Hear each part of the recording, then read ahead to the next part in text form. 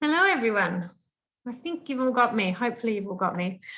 Welcome to the August online chapter meeting of the Building Designers Association of Australia. My name is Jennifer Binns. I'm a building designer based on the east coast of Tasmania, and I'm your host for the online chapter meetings with Sarah Jane in the background, managing technology. Post a message in the chat box and let us know where you're logging in from, and welcome. Thank you for joining us. A number of you are likely in lockdown at the moment, so hopefully you're doing okay. There are several events coming up this week which may be of interest to you. Tomorrow, Matilda Martin is presenting The Power of Biophilia. This is a short TED Talk style presentation which lasts for 30 minutes and is free for everyone to join. Sarah Jane will post a link in the chat box now for you if you want to register for the event. On Thursday, we have a members only event with Weber Insurance and Keystone Lawyers who will be discussing the contract of engagement. If you don't have a copy of the latest contract of engagement, it can be found on the members only area of the website and also in the new BDAA connected community.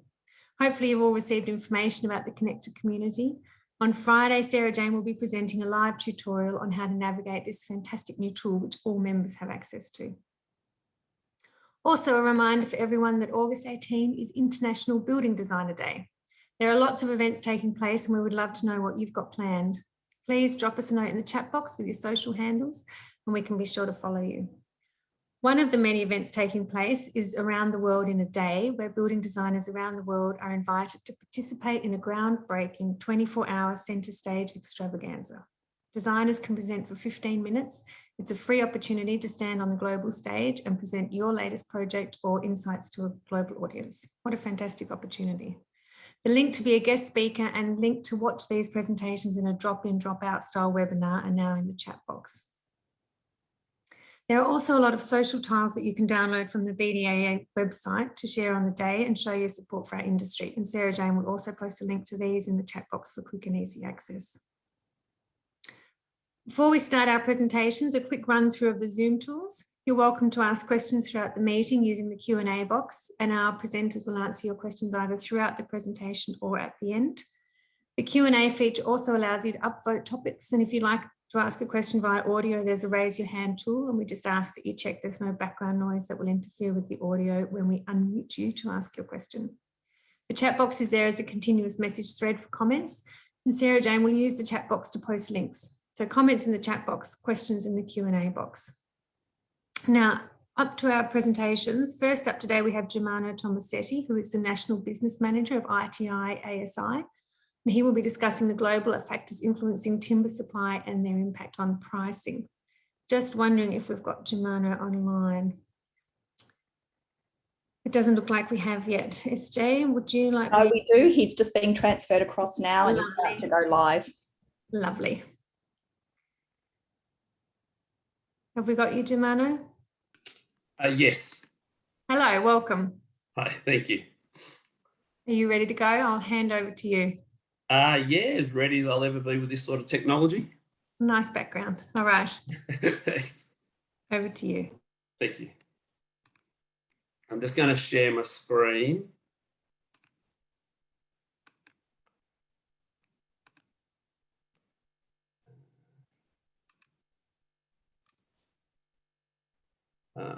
Sorry. As I said, with this sort of technology, it's best as I am. Okay. Hi, everybody. I really appreciate the opportunity to talk to you all. I've been asked to come on board today and talk about what's happening with timber supply around the world and what's influencing timber supply around the world. For those who don't know, ITI Australia is the largest timber distributor in Australia. We're also the second largest wholesale timber distributor in New Zealand. We have a manufacturing facility in Chile and we have a sourcing office in Indonesia. Just to give you a bit of background. I've been in the timber game for about 25 years. I've never seen anything like what's happening today. What's happening over the last 12 months, what's currently going on. So let's just get started. So I've tried to put this into a series of things, factors that we see influencing the industry today. obviously at the top of the list is the pandemic, COVID. I've got free money in there. I'll go through each of these. The explosion in consumption, resource destruction, Russian log ban on exports, and the worldwide shipping crisis. These have come together to create the perfect storm for not just the timber industry, I guess, but building industry in general. So we'll have a look at the pandemic. So COVID, when COVID began, industry, like all industries, went into a bit of a panic, and large producers began to shut lines and mills on the basis that they thought world demand would plummet. At the same time, government lockdowns were forcing plants to shut down. So those that did try to remain open were being forced to shut down. New Zealand sawmills, for instance, were locked for 6 weeks. Mills across North America and Europe were crippled by stay-at-home orders. And we had similar issues in South America, in China, pretty much all around the world. What then began to happen was we started to realise that demand was not falling away, and in fact, demand was growing. And so as production plants tried to come back online, shutting a mill is easy. Starting a sawmill is never as easy, and it never goes as planned. And so production plants really struggled to get back online. And one of the big constraints was getting workers back to the plants. Countries like China, Brazil, Chile, even some parts of Europe really struggled to get full workforces back to their operations. And the truth is, today, many countries are still struggling. The Delta strain is playing havoc in parts of the world, such as Indonesia, Malaysia, where production has been absolutely devastated by the new strain.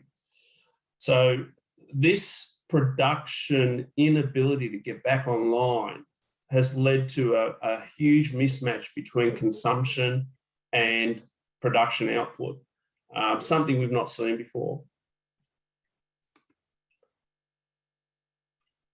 Take that, and then you add to that what's happened with money around the world. The pandemic has seen governments around the world hand out more money in the past year than in the history of the fiat currency.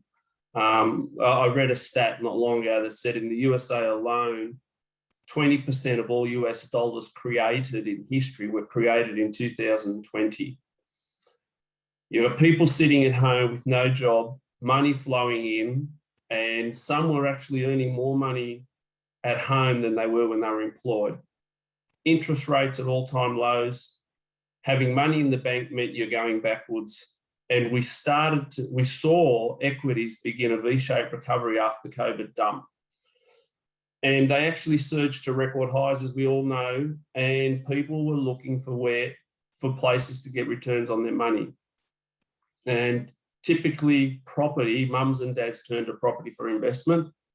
Australian government introduced the homeowners grant. All of this stimulus and record low interest rates really drove spending around our industry. Okay, so what happened was we first started to see a consumption explosion in alterations and additions. As I said, people at home with nothing but time on their hands decided to renovate, and this drove a massive increase in consumption of all building materials, timber included. Money normally spent on vacations, new government stimulus was all being used to do odd jobs or renovations or big renovations that people have been putting off for years.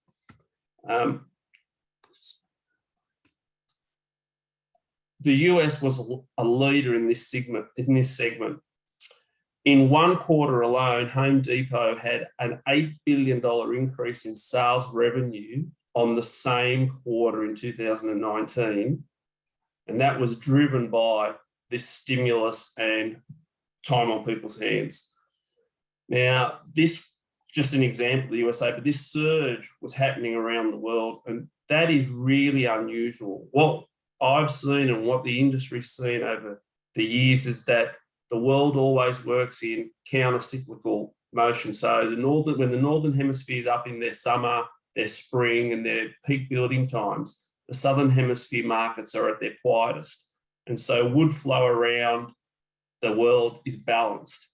But what we've seen over the last 18 months now, or 12 to 18 months now, has been the whole world is running hot at the same time. And the industry just can't handle the levels of consumption.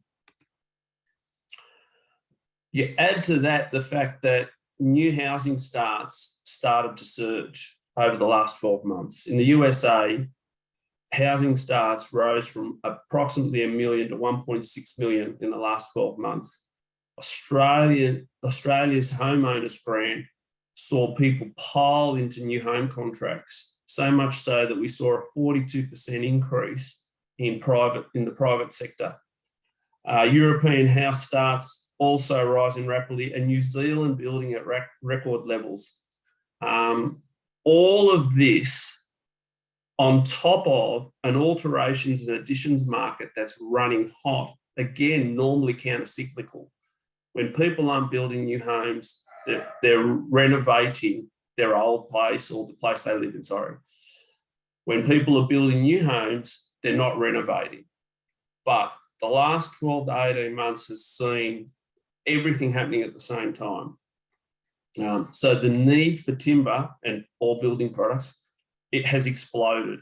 And yet production has been severely hampered. This has led to surging prices in the USA. It's where they first started to surge. And so a lot of the European and South American mills focus their production on chasing higher returns in the US market. 350 million, 360 million people, and their production plants were not running at capacity. A massive shortage of wood in the US market. So the US market began to absorb much of the world's timber. And what happened was, as they were absorbing the world's timber, demand growing in other countries was being left short. And Australia was a huge loser in this segment. Normally markets like Europe and South America, mills in those countries that supply to Australia, Arauco, Metza, Storenzo, all these big players turned their back predominantly on Australia and went in chase of higher returns. And when you're in the timber industry, you can understand that, because production mills are not usually that profitable. So when prices spike 400%, mills will chase the dollar. So you've got COVID, you've got free money, you've got consumption going through the roof, and at the same time, we've seen resource destruction at some of the highest rates we've seen in a long time. So you had the East Coast fires in Australia, where we had 40% of our forest burnt. Sawmills in Australia are struggling to get logs. Loss of logs in New South Wales has seen two of our biggest sawmill producers, AKD and Hine, reduce their mega plants to one shift. New South Wales forestry has been caught short and is about 10 years behind in plantings. Pardon the spelling there. We saw California wildfires destroy millions of acres forests, and we've had, this is not new, but it is increasing rapidly, is infestations in forestry around the world. A couple of examples are the bark beetle in Europe, which has been decimating European forests. and foresters have been in mills cutting down trees as fast as they can to salvage what they can. And in Canada, we've seen a huge increase in moth infestation. As you can see, 1,200% in between 2019 and 2020, absolutely devastating Canadian forests. So you've now got a massive demand drive, production mills struggling with workforce, and you've got this resource destruction. We then had Russian government coming out and announcing that they would ban the export of logs. Russia is one of the largest forestry reserves in Europe and supplies logs all around the world. A lot of the product we buy is produced from Russian larch or birch. This has huge implications for China, for countries such as China. And I'll give you an example. We have an LVL plant in China that has gone from 4,000 cubic metres a month of output to 500 because of its inability to buy log out of Russia. And we're now looking for what we can do with that plant. Canada decided to stop exports into China because it wanted to supply the US market, chasing the dollar. The Chinese market needed to replace this supply. And what we've seen this year is log exports from New Zealand and the European markets to China hit record levels. Again, this has driven prices for logs, because if you are a local producer in New Zealand or in South America, if you do not pay parity price with what China pays for logs, you don't get logs.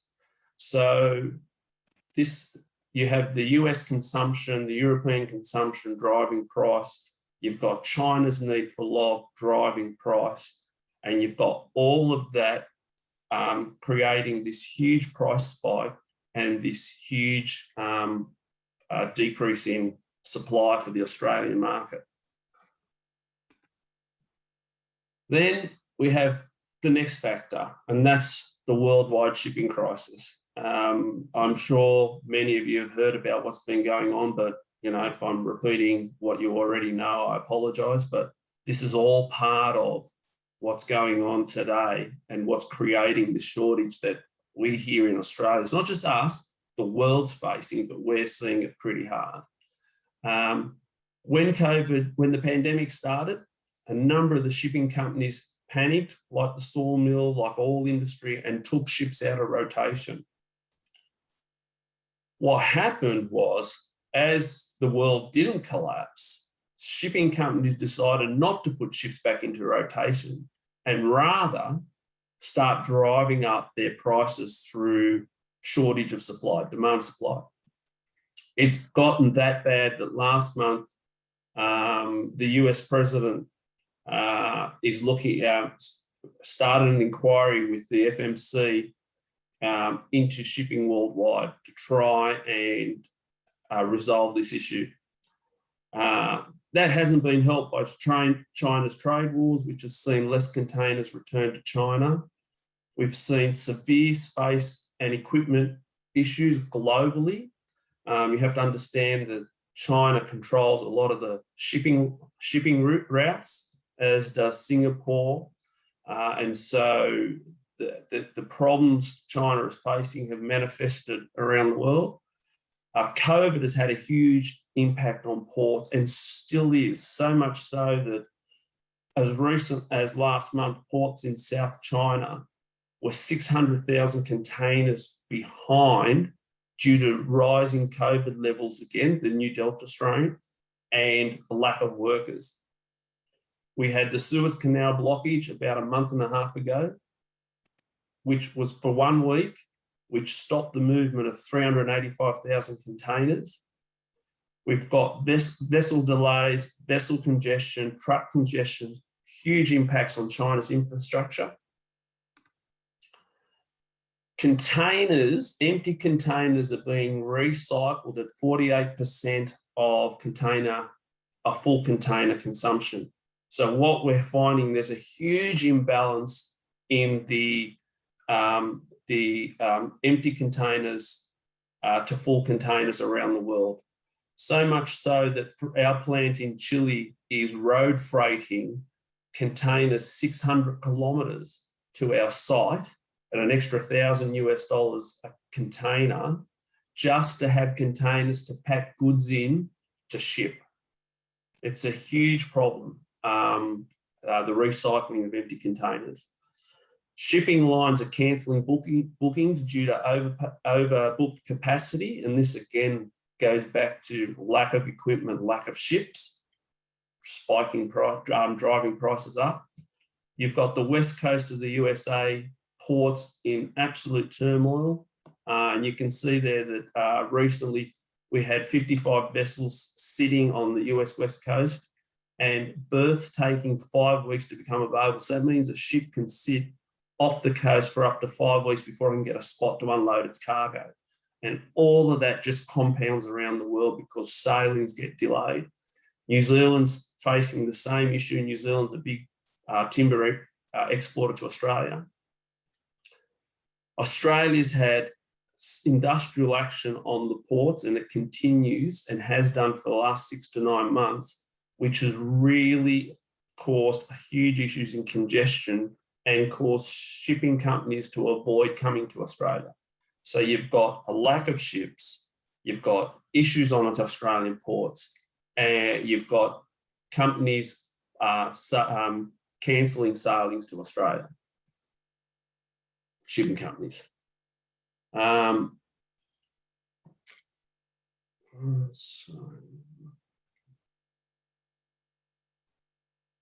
So impact on, so what does this mean?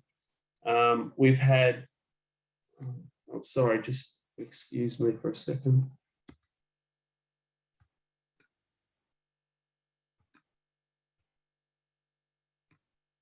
Yeah, sorry. So all these factors have led to consumption outstripping supply. The biggest markets have driven prices skywards, and they've chased timber around the world. And this has led to European mills that would normally supply Australian markets supplying their own backyard, as well as the US looking for that higher return. Mills, I've spoken to some of the mills in Europe, and they are booked solid for 12 months in advance. That's unheard of. You normally would book a quarter. You would normally book, if you're a sawmill producer, you book the next quarter when the last quarter rolls over. So being booked 12 months in advance is, as I say, unheard of. The New Zealand domestic market building at record numbers means that New Zealand's absorbing a lot of the wood that they would normally ship to Australia. So you have that, and you have record log supply to China out of New Zealand.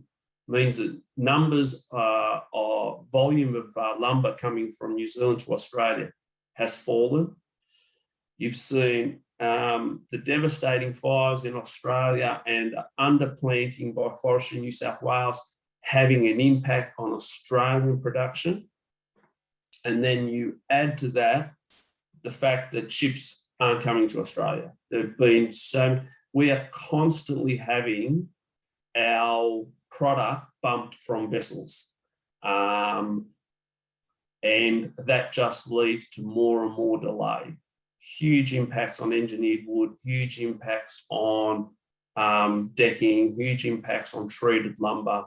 So it is the perfect storm. We've not seen anything like this before. What does this mean for pricing? Well, I can tell you that China to Australia, that shipping route has gone up 11 times. So that price has increased 11-fold.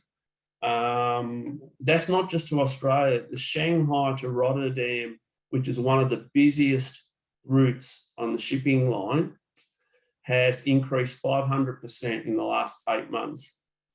Port costs have surged because of congestion. And so you add the increased shipping costs. So a container used to represent 3 to 4% of a product's cost, the shipping cost, of a container. Today, that represents about 35% of the cost of that product. And so it's driving prices. Demand on logs is driving prices. US demand for sawn lumber is driving prices.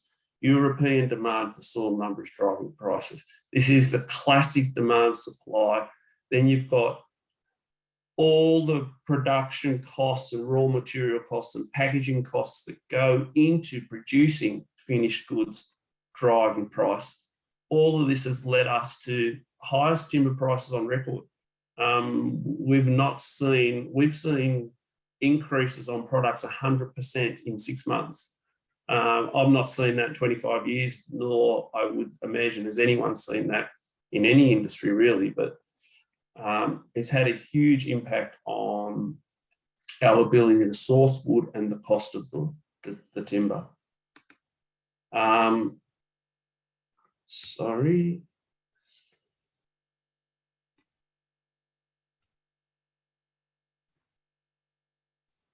So I guess in summary, sorry, that's my last slide. In summary, the factors driving this market, it's a black swan event. The pandemic has meant that governments have handed out trillions and trillions of dollars, and people have had nothing to do but to renovate, to make alterations. Money in the bank is worthless. People have looked for investments. Property prices continue to surge. People continue to drive into the property. Housing starts have going through the roof. Shipping, log supply, all of it has led to the timber shortage that we're facing today. That's all I have. If anyone has any questions. Hi, Jemima. That was really interesting. Thank you for putting all that information together for us. There are a few questions that have come through. Would you like me to read them out to you? Yeah, I'll try and answer them. If I don't know them, I will have to revert back, but yes. Edward has asked, has the increase in demand for timber, is it also due to zero carbon supply chain policies? Look, that is not what's driving this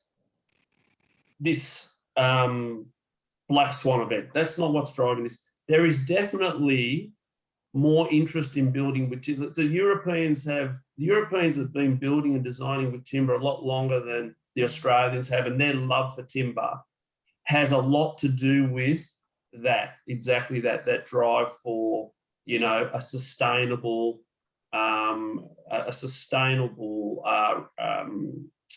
building product. But what's driving timber prices today, because that trend has been growing, but it hasn't influenced pricing like the issues that I've just spoken about today. The consumption for timber products around the world right now is unseen or unheard of, and that's what's really driving this record price level.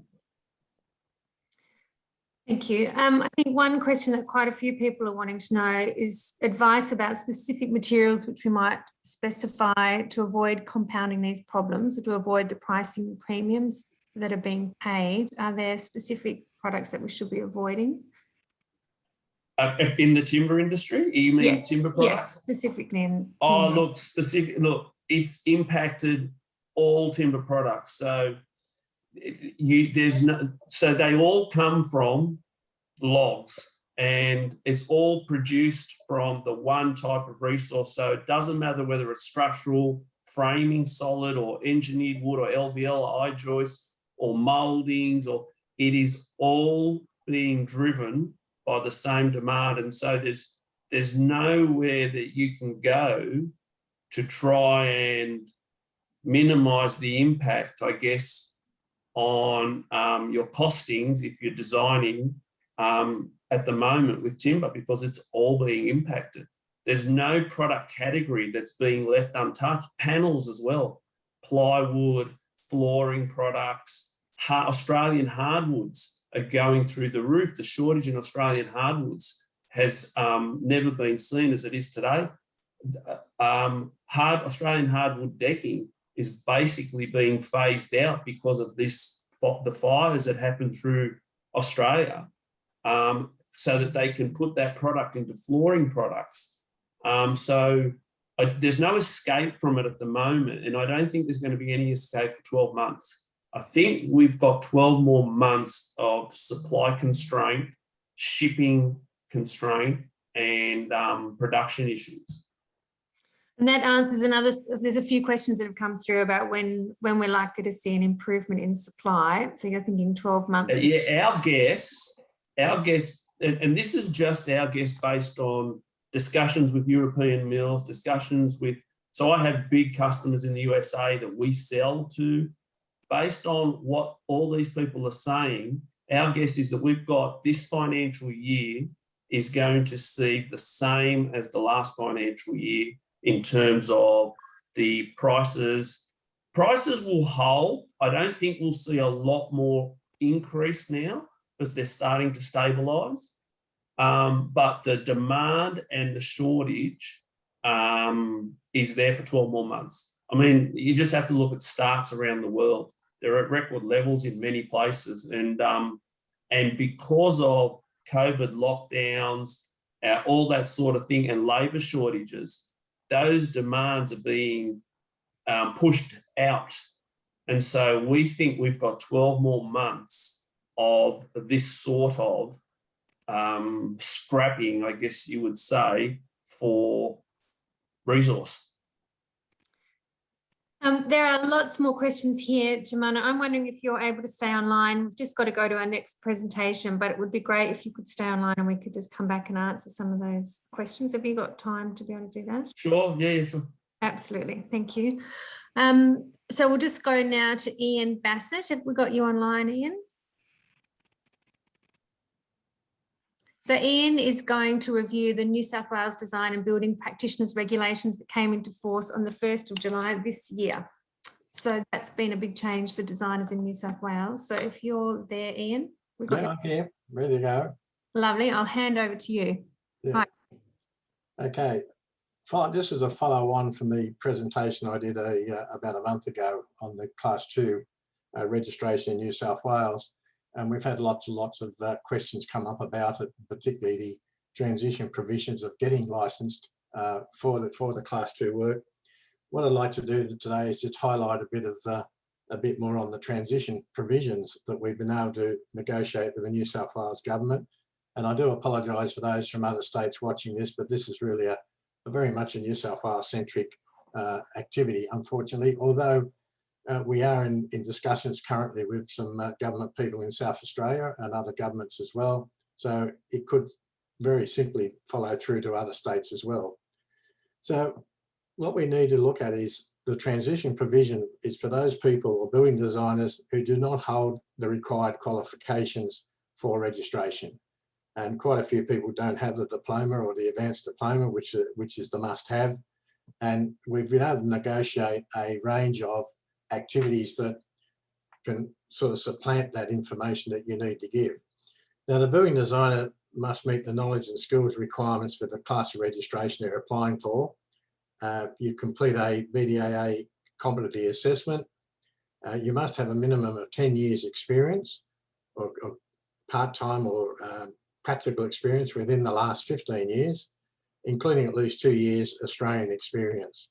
So for those people that hold overseas qualifications, it doesn't disqualify them over that, and some of that work you do overseas is allowable, but you must have at least 2 years in Australia. So the practical experience must be relevant to the class of registration involving a Class 2 building or a 3, 9A or 9C, which has a Class 2 component within it. So the emphasis is on Class 2. So what's the process of assessment under these transition? If you're not yet accredited, building designers who do not hold current BDAA accreditation, you'll be required to undergo a full accreditation assessment for the level of registration that you're seeking, either low rise or medium rise. This process would follow the normal accreditation process described in the BDAA accreditation program documents. However, projects submitted for assessment must be a Class 2 design, and applicants will undergo an interview along with completing a National Construction Code questionnaire. These applicants will then receive a BDAA accreditation certificate for the level they're applying for, along with a certificate of competence that they can submit with their DMBP registration application. That's the Design and Building Practitioners application. That certificate of competence is what you use when it asks you for what is your qualification, or you upload your qualification documents, you upload that certificate of competence. Now we have had our first person go through that process last week and lodged their certificate of competence, and it was accepted by the government. So it does work, which is a bit of a pleasant surprise, I guess, in some ways. If you're already accredited, so those building designers who already hold BDAA accreditation, you'll be required to undergo an audit of your competence prior to the issuing of the competency certificate that's required by the department. So those undertaking this enhanced audit for registration are required to provide a copy of their PII certificate of currency, a summary of their CPD activities for the previous 12 months, and 2 sets of working drawings of recent Class 2 projects, including project-specific specifications for these projects. Again, I emphasise they have to be Class 2 projects. These audits will also include an interview, along with completing an NCC questionnaire. So accredited building designers wishing to undertake this audit are required to complete the audit application form, which will be online this week. That's a special form we've got on there, and you'll be able to log on to that. You'll also then, these applicants will receive a certificate of competence over and above the certificate of accreditation they already have, that they can then submit with their DMBP registration application. Fairly straightforward. Just remember, Class 2 projects.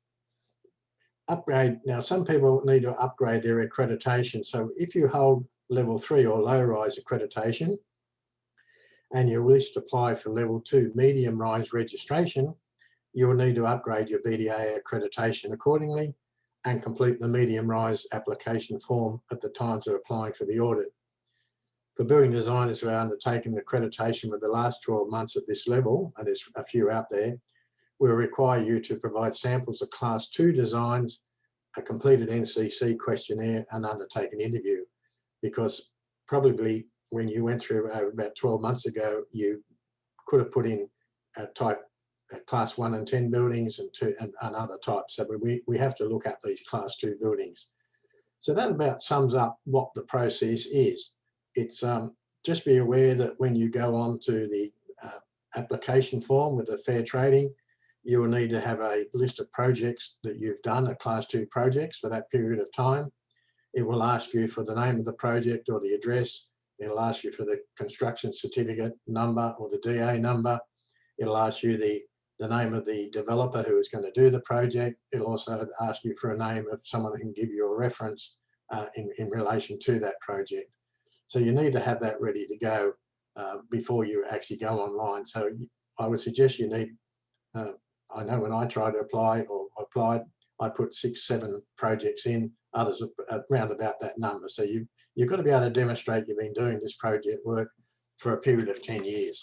It's not that difficult to do. You don't have to be doing Class 2 buildings all the time for 10 years, but over a 10-year period. So that about sums up, but I'm open to questions for sure. And I'm sure there's plenty out there. Hi, Ian. Me again. I'm just going to read some of the questions out. There's one that's come through from Madison. It says, hi, Ian. If we have a diploma, we still need to have a minimum of 2 years experience. Yeah, if you have a diploma of building design, a current diploma of building design, you have to have 5 years experience. Okay. And you will not have to go through our accreditation process at all. You have a qualification. And if you have the projects that satisfy the experience level, then you just go straight to the department's application form and fill it out. Lovely. Right. Gerald has asked, how will sole traders with no Class 2 projects progress to registration in the future? I understand we won't be able to work on Class 2 buildings now.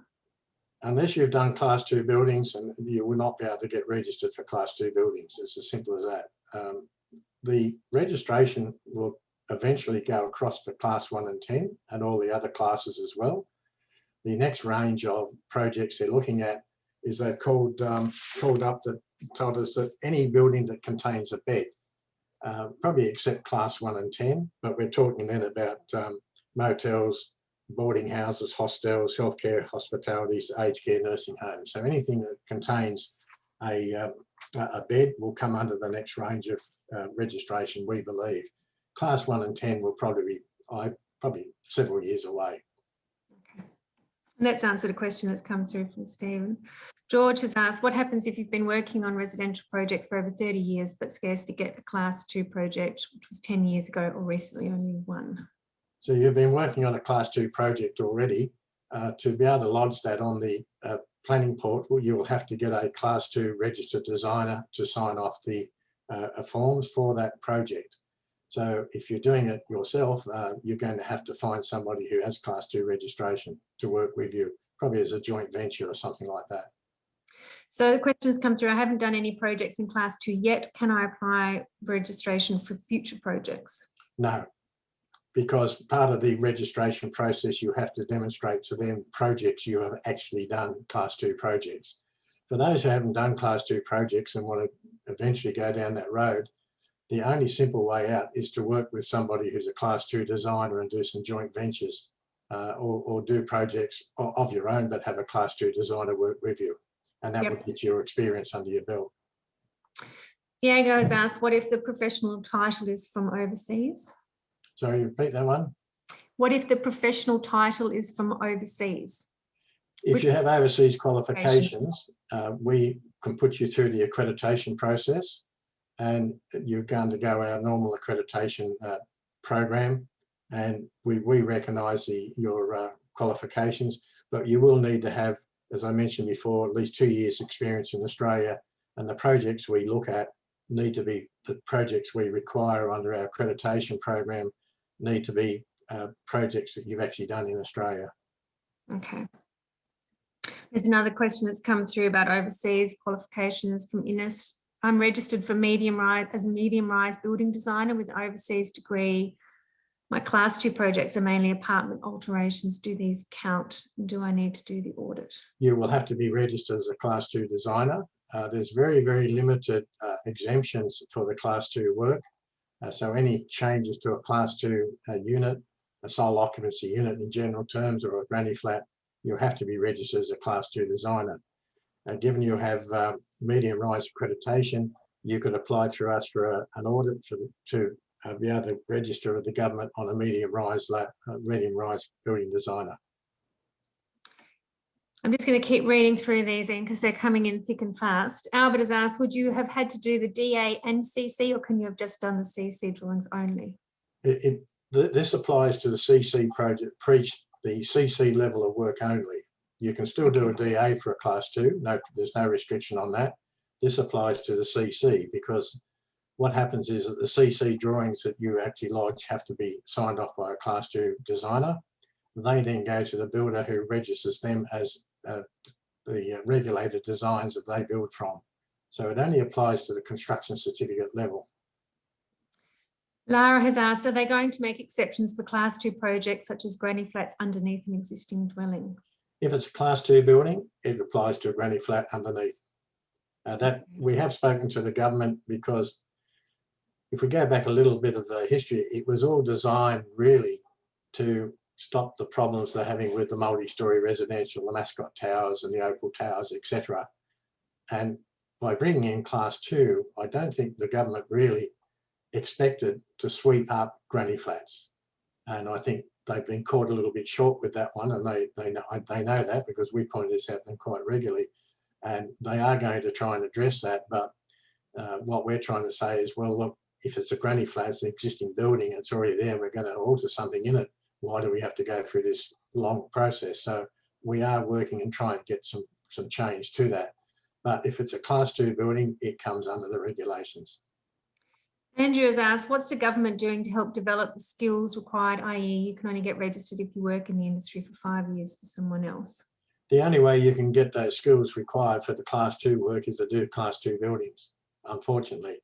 There's no simple way out of it. you have to be able to demonstrate that you're competent to do Class 2 work. And this is where our accreditation program comes into play, because we'll look at Class 2 buildings. We're probably a little bit more flexible than what the government may require. For registration, we require you to put in, if you don't have a qualification, we require you to put 3 projects in, Class 2 projects. The government's probably going to look at you. You've got to demonstrate to them that you've been doing this over a 10-year period. We look at it, if you don't have qualifications, we look at it over a 5-year period. So it's probably a little bit simpler to go through us. We're a little bit more flexible. We're not that flexible, but we can be a little bit more flexible than what the government is. Nicole's just posted a comment in the chat box saying, just letting everyone know the planning portal has a glitch where it classifies alterations and additions, dual occupancies, etc. as Class 2 instead of Class 1, and they're apparently working on the issue. So are you aware of that? The planning portal, it's a mess. Well, I won't say an total mess, but there's a lot of issues in it that need to be resolved. And the only thing, if you find there's a problem in the planning portal when you go on there, and I've come across this several times myself, is simply just ring up the people that run the planning portal. Or in my area, I'm up in Port Macquarie, we have our local council here has a lady down there who takes up all our problems and sorts them out for us.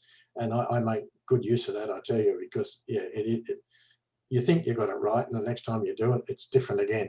It just keeps changing. But yeah, there are hiccups in it. So Damien has asked, how long does the assessment take once submitted? I have several projects that need signing off right now. Okay, once you get all your stuff together, and that would probably take you a couple of weeks, I would imagine, if you download the application form and the information handbook and work out through the application form. It sort of explains all the things we're going to need. Once you've lodged it, you do that online with an online lodgement form where you upload all your information. We receive that, we then send you an invoice for the fee. Once you pay that, it's about at the moment, it's about 4 to 5 weeks before we can actually finish off the actual application. Okay. How will sole traders with no Class 2 projects progress to registration in the future? So I think we've covered that. I understand we won't be able to work on Class 2 buildings now. Yeah, well, sole traders, I think the reality is you're going to have to be a sole trader that has does a joint venture with a design practitioner. It's as simple as that.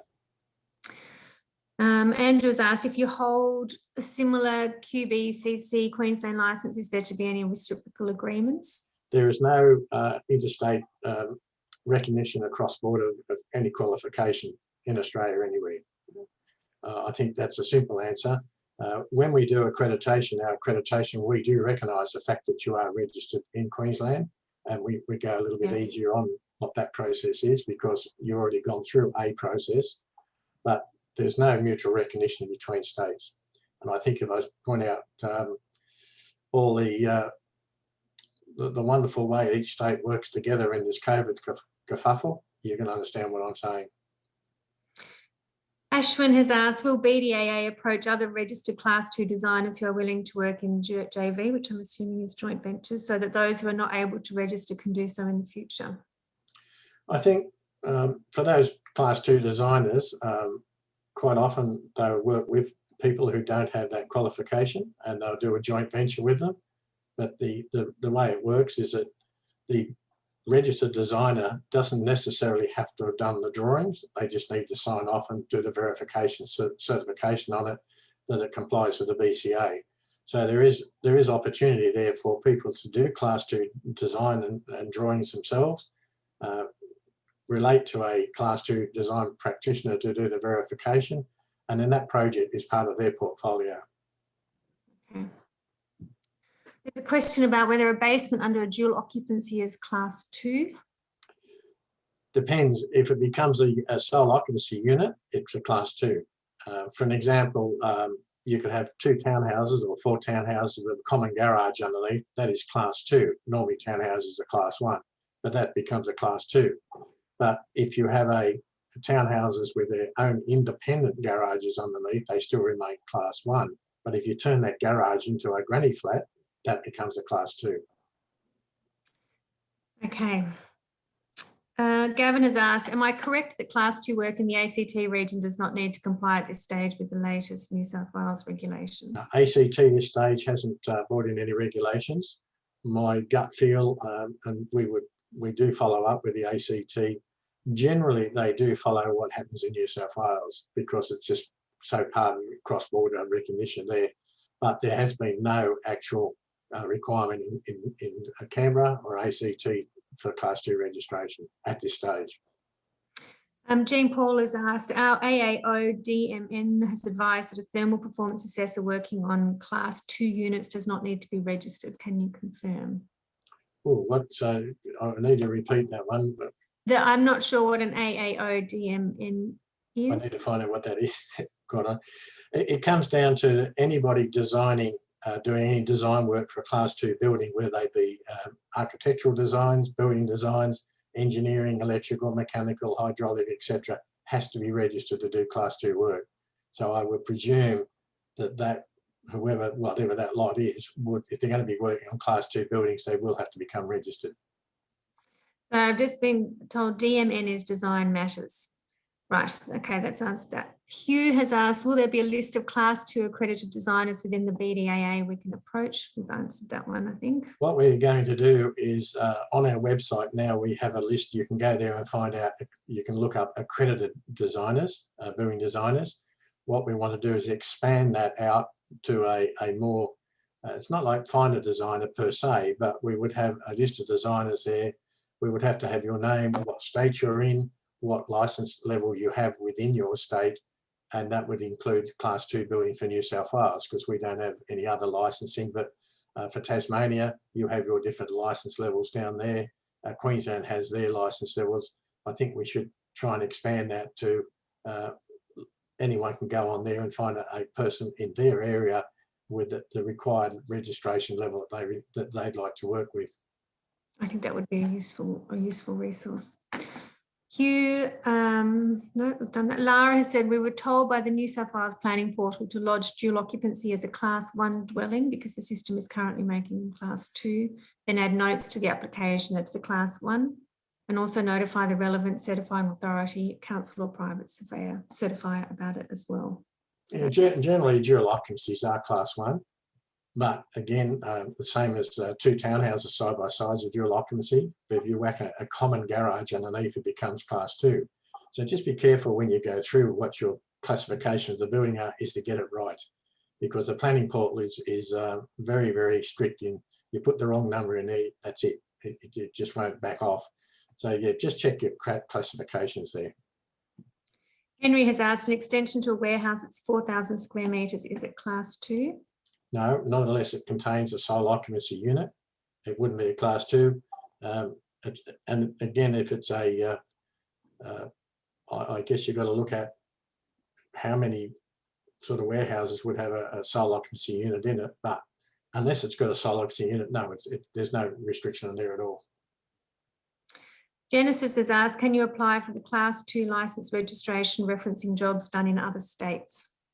Yes, you can use other states, as long as they're Class 2 projects. There's no restriction on where they were done. Mainly they say, though, as they've said before, that you have to have 10 years experience or 5 years if you have the qualification, but you must have at least 2 years Australian experience. So they say Australian, that means any state. Okay.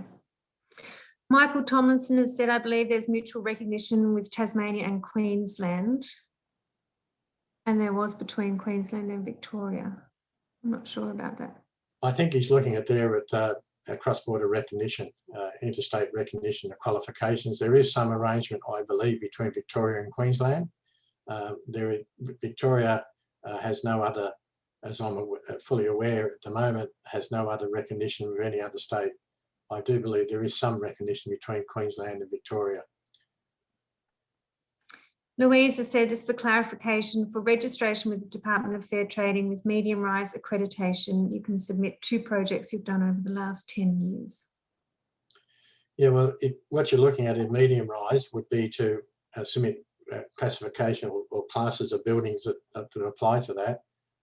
You need to have that within that 10 years experience, but you would probably need a portfolio of works of more than just 2 or 3 buildings or projects. you would need to have a reasonable portfolio.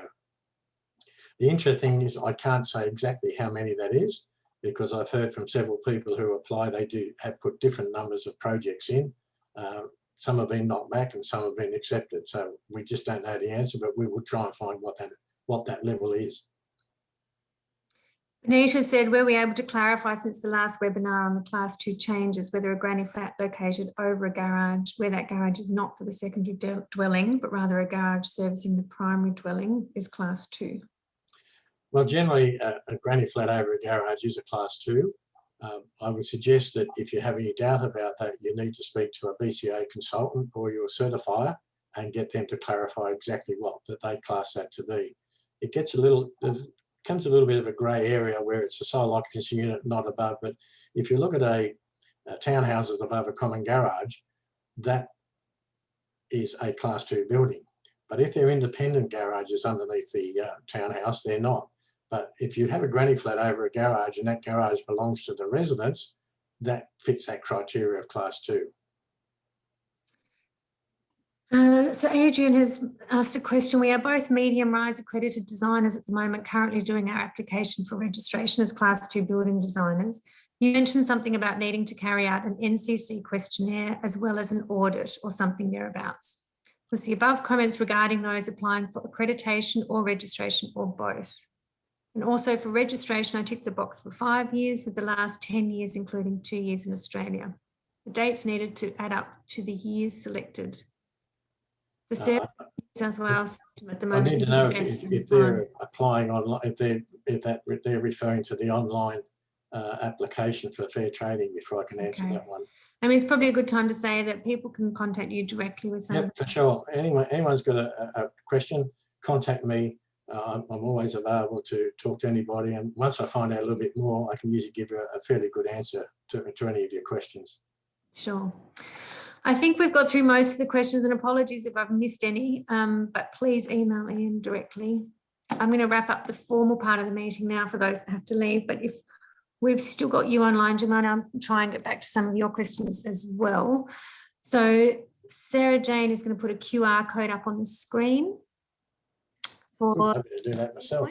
Thank you, Ian. Pleasure. A big thank you to our presenters and those who contributed questions. It's been a really interesting discussion today and lots of information. So thank you to everyone for joining us. The next online chapter meeting will be Tuesday, the 7th of September at 1 p.m. So keep an eye out for the registration email. So I'll stay online. If you've got more questions for Jemima or for Ian, please post them and we'll do our best to answer them. And apart from that, we'll see you in September. So Jemima, are you still online with us? We might have lost Jemima. All right, Ian, I'm going to see. I'm here. Oh, you're there. Lovely. Thank you for hanging around to keep answering questions. That's okay. So there's a few questions there. Do you have forecasts for the future in terms of the building industry in general once the pandemic is over? Do I have physical forecasts or do I have a feeling? What do you see happening? Well, there's definitely going to be a slowdown. Things have been going up at a rate that at some point it has to turn around. When do I see that slowdown? Like, as I said before, we think the next 12 months will be very active around the world.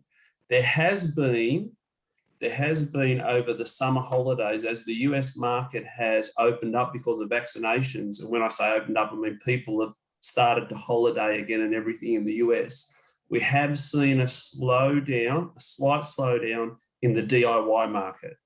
So the pro dealer market in the USA, which is their builder side, still strong, out for 12 months. They just can't get enough product. The side that's slowing down is the DIY because people are now holidaying again. They've just had their summer holidays. And many of the distributors in the USA that I supply to have said that they've seen what's a slowdown, but it's still at levels well above where they normally are. So I don't think the Australian market's going to see anything like this for 12 plus months. But when it does come off, truth is we're expecting it to come off relatively hard. But in saying that's, I don't have a crystal ball. I don't know. It's just a feeling based on the fact of how fast it's gone up.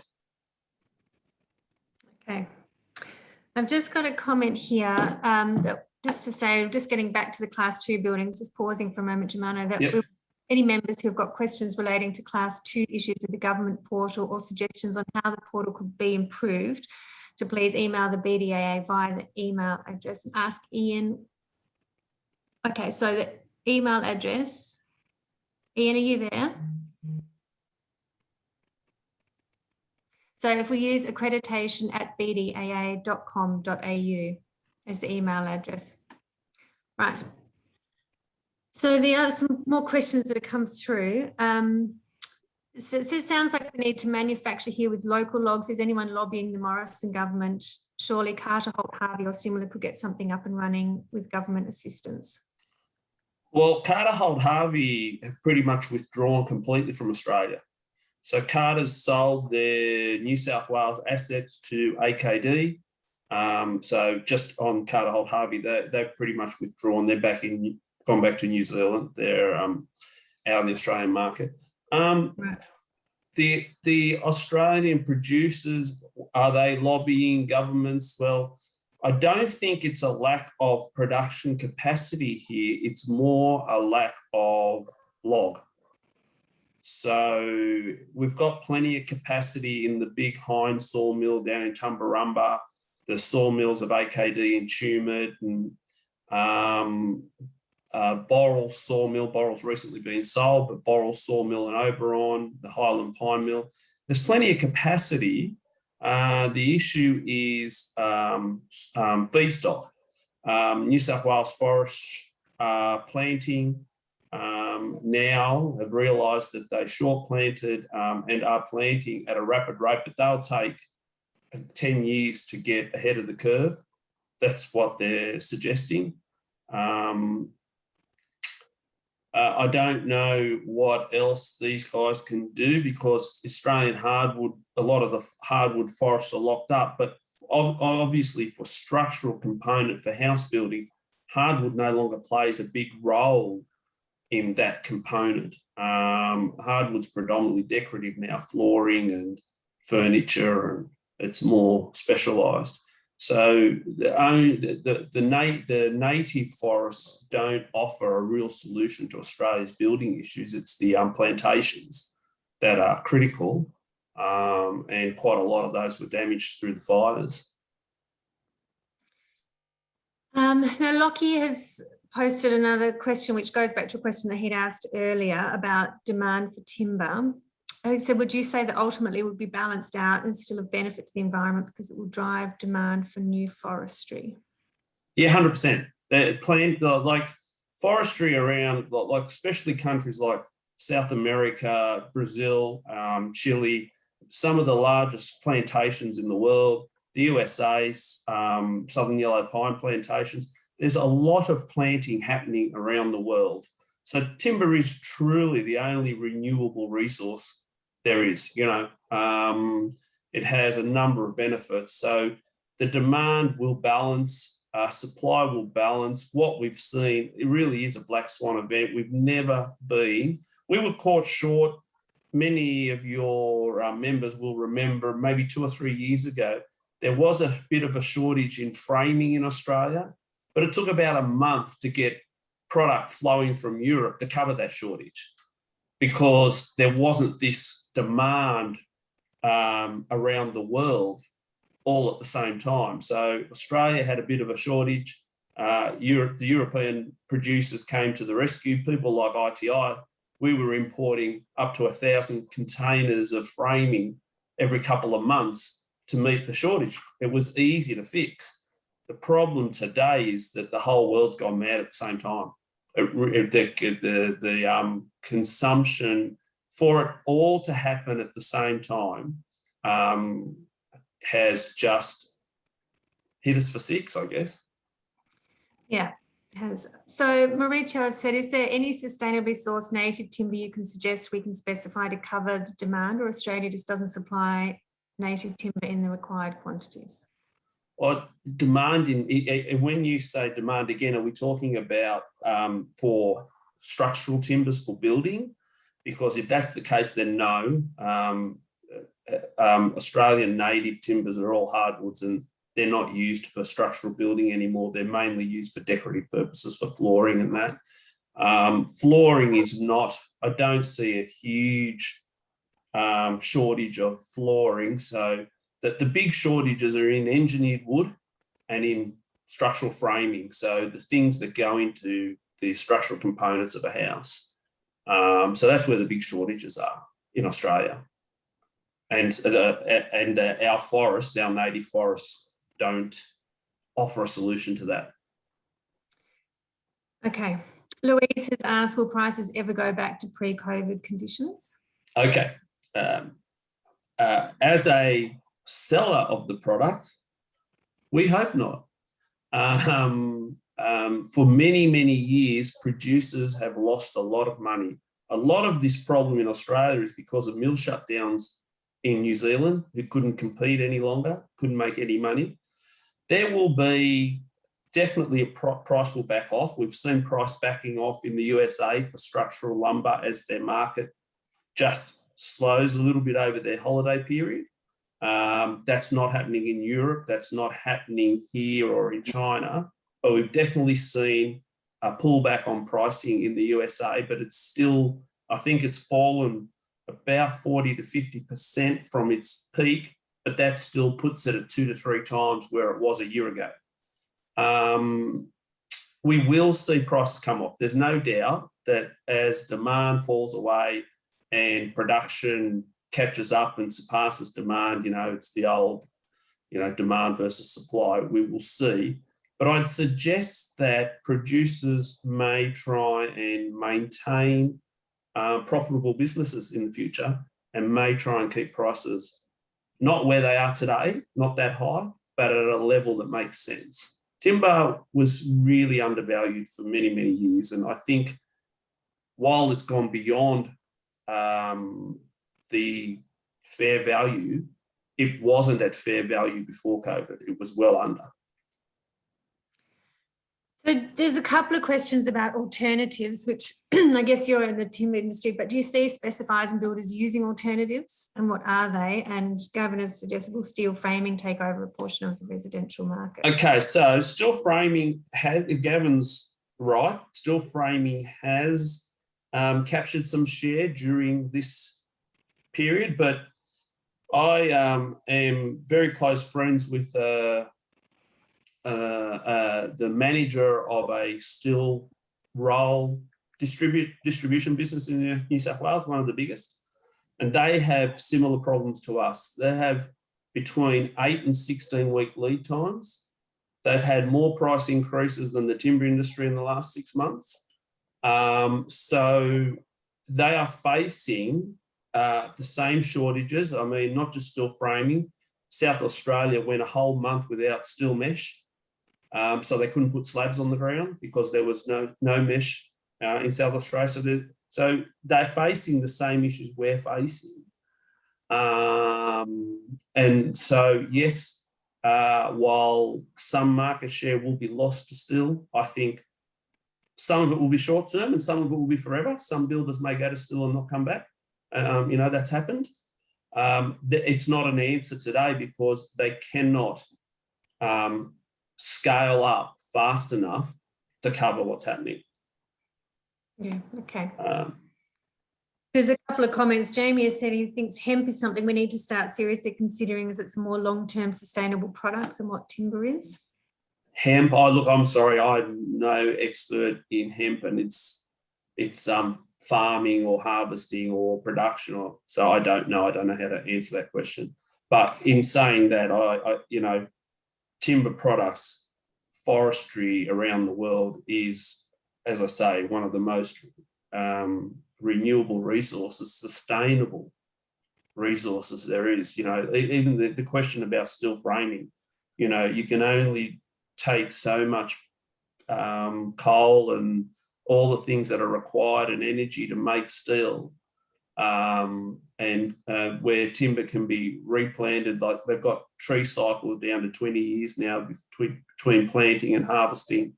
So I don't know about hemp, I'm sorry, but definitely timber is still, as far as I can see, the most renewable resource out there.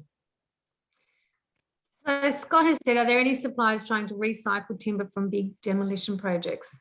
Yeah, that's been happening for a long time. There are specific companies, I think like Ironwood and some other mills up the northern New South Wales coastline, smaller mills, because obviously there's not a lot of that resource around, that do exactly that. But it costs a bomb. But that's what they do. We just demolished a big factory down in Altona, and all the timber out of that was recycled by some of these type of companies. So that definitely happens and is very popular. Jemima, I think that brings us to the end. Just double checking this. Hang on, there's some more. If I've missed any, we can always shoot them through to you and get some information if there's anybody that, if I've missed something. I did notice a comment. Someone talked about prefabricated modular houses. Yes, that's in the chat box. That's right. Yeah, so just on that, so there is a plant in Australia that's been built by Hine, which is an XLM plant, which is doing what's called CLT, so cross-laminated timber panels. And that's a big rage in Europe, and it's getting popular in the USA. Still needs a lot of wood fibre, but it's a different way of building. And two companies in Australia that tried this have both gone broke because Australian builders still, so if I can just sort of, the European markets, when you go there, they're very happy to just build very similar, the same style box. Panels can easily be dropped into that sort of application. But here where Australians like to have something unique and different, and each house is slightly altered and there's no big mass building trend, it hasn't taken off. We've looked at it and we are keen to invest in it in the future. It's not an answer today for Australia, but CLT panels are being produced. There's another CLT panel plant being built in Tasmania, I think. So it'll be interesting to see. And we've seen some tall buildings already done with CLT panels, you know, in New South Wales down there at Barangaroo. I think they did an 8-story or 13-story timber panel build. So no, definitely in regards to that comment, some of that is happening. Whether the wind fireproof, sorry, I was just reading the comment. So there's some of that happening. Composite panels as well, but we've tried some composite panels and they failed miserably so far. But that's not to say, I'm talking about short-term future, long-term future. It's not to say that that sort of building won't come to Australia. And yes, I know definitely CLT is developing in Australia and Tasmania. Yeah, exactly. It is making an impact, but again, very limited resource for those CLT plants, and they're struggling to make the plant panels that they need.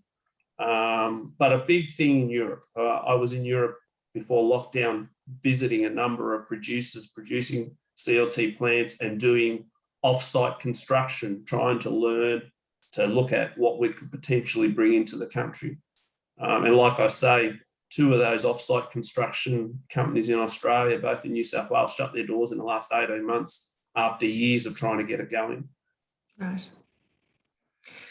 Lockie's made a comment, agreed about comments re hemp and other carbon sequestering materials. It's time to look for alternatives. And steel should be minimised and used where absolutely required. And he's just posted a link for a materials food pyramid for more info. And as Nick also pointed out, hempcrete still needs a timber frame. They go together, although hemp blocks you can construct without the timber frame. Okay, that'll be interesting. And Joseph has asked, what are your thoughts on bamboo given how fast it grows? Well, bamboo, there is bamboo's becoming a bit more popular in decks and in floorings and in engineered flooring. So you can buy, it's quite, it's growing its market share. Rather than solid timber flooring, you're getting a lot of this floating floor, and a lot of that's created with bamboo. Problem with bamboo is its stability, and yes, it needs to be laminated. It's very dense. It's very hard to construct framing with.